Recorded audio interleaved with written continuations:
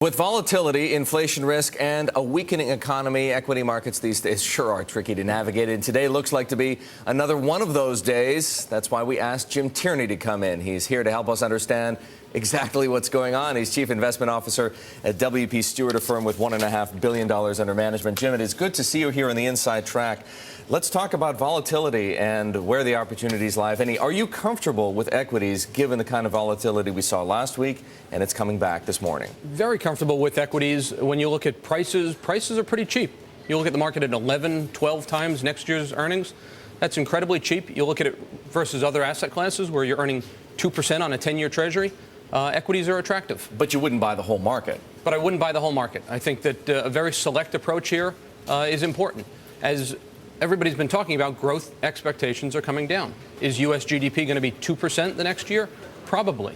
So in that kind of an environment, you have to find the companies that have their own growth engines or growth motors that are sort of exclusive from the overall economy. So in some ways, call it, I hate to use the word, but uncorrelated to the economy. Without a doubt. Normally, you have the economy being the growth engine for the market. That's gone. So you need to find companies that have their own motors. So before we actually get to the individual companies you think are sensible investments, what are some of the characteristics that these companies demonstrate beyond having their own growth story? Are there some common unifying features to them? It's somebody that has a really hot product or hot service that customers want, that not just 1% more population, a little bit of growth here, a little bit. It's a real true dynamic story. So that's the unifying theme, something that sort of a dynamic product. Why don't we begin to talk about some of those companies? I know you're going to stick around for a little while, so if we don't finish the conversation right now before we run into a commercial break, we'll come back to it. But let's begin. What's at the top of your list? Top of the list, and top of many people's list, is Apple. I mean, you look at Apple and the iPhone 5 is coming, whether it's coming next week or next month, doesn't really matter. It is coming, and that's such a hot product. Demand in the most recently reported quarter was huge, and it's only expected to build. And then you have the iPad on top of that. So true dynamic growth story there. By Praxair. This is an industrial stock, right? And it's their exposure to emerging markets. They've got new projects in places like Brazil, China, Russia, and that's going to really drive bottom line numbers going forward. Without a doubt. When you look at Praxair's business, it's an industrial gas company.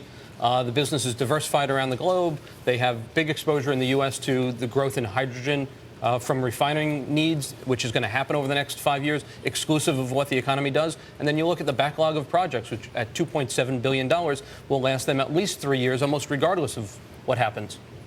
So very, very locked-in dynamic growth story. Jim, another stock on your list, Google. How come? People have raised all kinds of questions about Google's growth path and raised questions about its ability to monetize this mobile technology. Buying Motorola Mobility wasn't what they had in mind. Right. Well, you know what? In fairness, we all knew they were going to do something to shore up their patent position. Motorola Mobility was a little bit bigger and got them into the handset business, which we didn't expect, but they were going to do something. So the argument was it a $5 billion acquisition or a $10 billion net acquisition? And it turned out to be the $10 billion net acquisition. But what people are forgetting is the search business, the underlying business that's 90% of Google, is growing like a weed. 20+% growth in the most recent quarter, and that's going to continue. I haven't heard anybody say that the search business is slowing down to a single-digit growth business. Yeah. And I'm just wondering, where do you stand on retail? Something a little bit different. I know that you like Ralph Lauren. Why is that? Retail right now is a minefield because the consumer is under pressure. Yeah. But if you can find a retail story where you have a diversified customer base, diversified product line, diversified geographic exposure with hot products, that's a home run. And that's really Ralph Lauren. So then I'm just wondering about the likes of Walmart and Target. We've had a number of earnings this week. And, I mean, in theory, you would think, well, these companies should be doing particularly well despite the fact that they are dependent on consumer spending, of course, a key driver of economic growth, because, well, at the end of the day, people need the basics. They need the essentials. People need the basics and the essentials, but there's not that much growth there.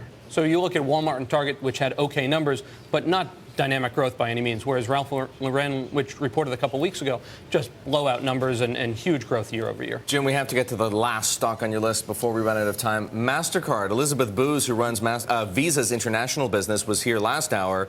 You have two choices, MasterCard or Visa. Why do you like MasterCard better? You know what? MasterCard has had a couple of specific wins in the marketplace. The SunTrust win was a big deal. And you look at the numbers recently reported over the last couple quarters, as well as expectations. MasterCard's going to grow faster than Visa over the next couple of years. And there's a real cultural change up at MasterCard with the new CEO, Ajay Banga. A real because he has international experience and a real entrepreneurial spirit and risk-taking culture is being introduced there, and I think that's the difference maker. Is another factor the pressure that Visa is going to face because of the Durbin Act here in the United States, limiting debit card transaction fees, which is a much bigger part of their American business? It's a bigger part of the business. I don't think that's going to be a huge impact on Visa, but when you can buy MasterCard for about the same PE multiple, why take the risk? Now, the question for many of these stocks, MasterCard, Apple, to just name a few, they're already up quite a lot.